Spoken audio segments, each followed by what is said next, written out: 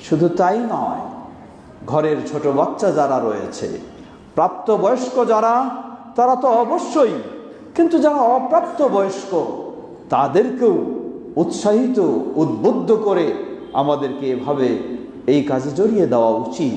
লক্ষ্য করুন, আজকে আফসোসের সাথে বলতে হয়, আমাদের অনেক অভিভাবকের সামনেই রমাদানের পরেই হলো সন্তানদের এসএসসি পরীক্ষা।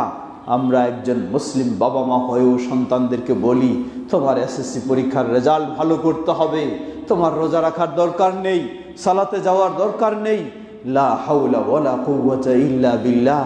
একজন মুসলিম কিভাবে তার মুসলিম সন্তানকে এভাবে বলতে পারে?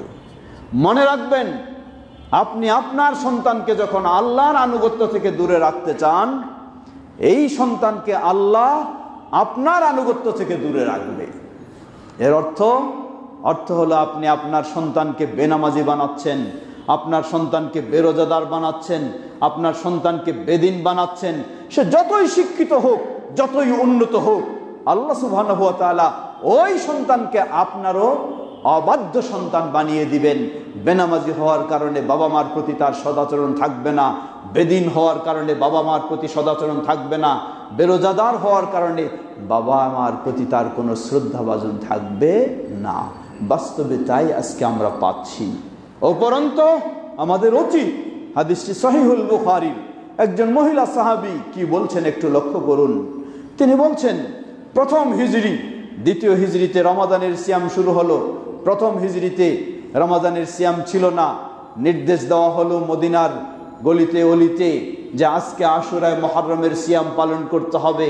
মহিলা সাহাবী তিনি বলছেন, আমরা যারা বড় মানুষ, প্রাপ্তবয়স্ক, আমরা তো আশুরার সিয়াম পালন করলাম, কিন্তু আমাদের ছোট বাচ্চারা যারা এখনো সেই প্রাপ্তবয়স্ক হয়নি, তাদেরকে ইসলাম নির্দেশ দেয়নি, বাধ্য করেনি, কিন্তু আমরা তাদেরকে প্রশিক্ষণমূলক ব্যবস্থা নিলাম। ওই ছোট বাচ্চাদেরকেও আমরা সিয়াম রাখালাম। ছোট বাচ্চা একটু পরে খিদার জ্বালায় মায়ের কাছে এসে খাওয়া চায়। মা বললেন, আমরা তাদের কাছে কিছু খেলনা হাতে তুলে দিতাম, খেলনা পেয়ে তারা খাওয়ার কথা ভুলে যেত। এভাবে আমরা ইফতার পর্যন্ত নিয়ে যেতাম। অতঃপর ইফতারের সময় তাদের সামনে আমরা খাওয়া উপস্থিত করে এভাবেই তাদেরকে সিয়াম পালনে প্রশিক্ষণ দিতাম। সুবহানাল্লাহ। সত্যি আজকে যদি আমরা আমাদের সন্তানদেরকে এই ছোট বয়স থেকে এভাবেই প্রশিক্ষণমূলক ইসলামের প্রতি উদ্বুদ্ধ করি, ইসলামী কাজে তাদেরকে গড়ে তোলার চেষ্টা করি, তাহলে নিশ্চয়ই আপনি এ সন্তানকে পাবেন দুনিয়ার বুকে আদর্শ সন্তান হিসাবে, সন্তানকে পাবেন আখিরাতেও। আপনি দুনিয়া থেকে বিদায় নিয়ে চলে যাবেন, আপনার সন্তান কোনোদিন আপনাকে ভুলবে না। আপনার সন্তান আল্লাহর কাছে কাঁদবে, বলবে রব্বির হামহুমা কামা রব্বায়ানি সগীরা। আপনি কবরে বসে এই সন্তানের দোয়ার সওয়াব আপনি পেতে থাকবেন ইনশাআল্লাহ।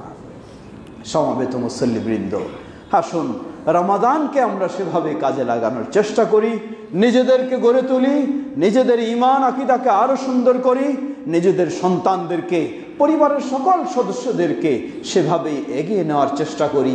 আল্লাহ আমাদের সকলকে এই রমাদান সুন্দরভাবে কাজে লাগানোর তৌফিক দান করুন।